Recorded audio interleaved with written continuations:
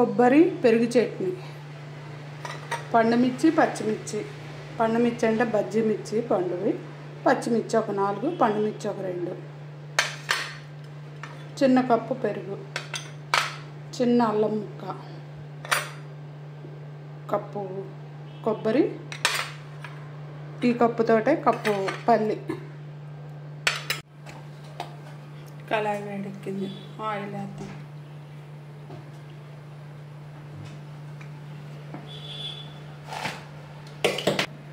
జీలకర్ర,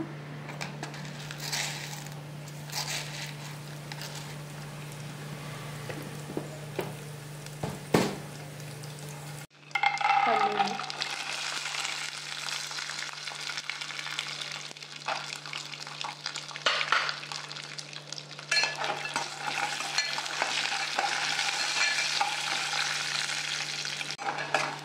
పల్లీలు వేగాయి, మిక్సీ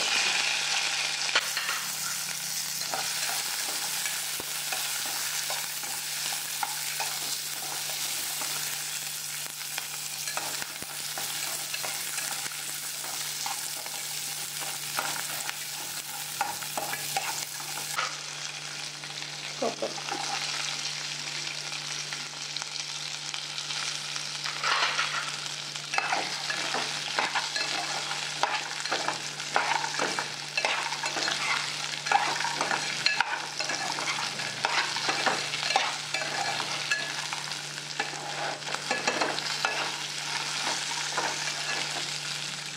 ఇప్పుడు అల్లం వేసి స్టవ్ ఆఫ్ చేసేయాలి.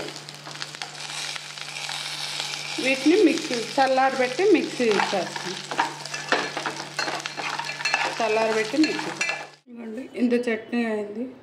ఒక్కరోజు ఇంత చట్నీ వాడుకోం కాబట్టి, అంటే మేము ఉన్నది ఇద్దరం, సగం చట్నీ తీసేసి ఉప్పు కలిపేస్తాను. ముందు 1 స్పూన్ సాల్ట్, స్పూన్ పూర్తిగా వేయలేదు, సాల్ట్ సరిపోతే వేసుకోవచ్చు. కలిపి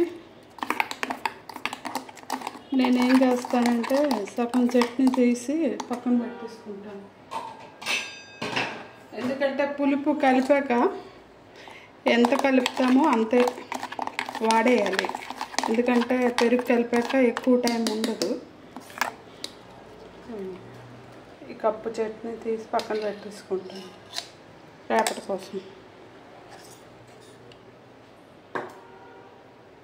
ఇప్పుడు దీంట్లో ఈ పెరుగు కలిపేస్తాను. కప్పు పెరుగు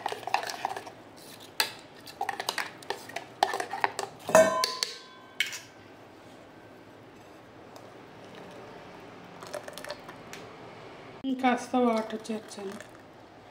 అయిపోయింది.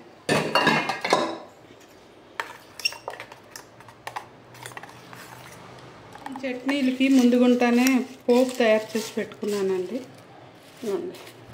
ఎండుమిర్చి, ఆవాలు, జీలకర్ర, మినప్పప్పు, శనగపప్పు, ఇది 1 స్పూన్ కలుపుకుంటే రెడీ చేసి ఉంచుకున్నాం అనుకోండి. ఎప్పుడు చట్నీ చేసుకున్నా ఇలా 1 స్పూన్ కలిపి.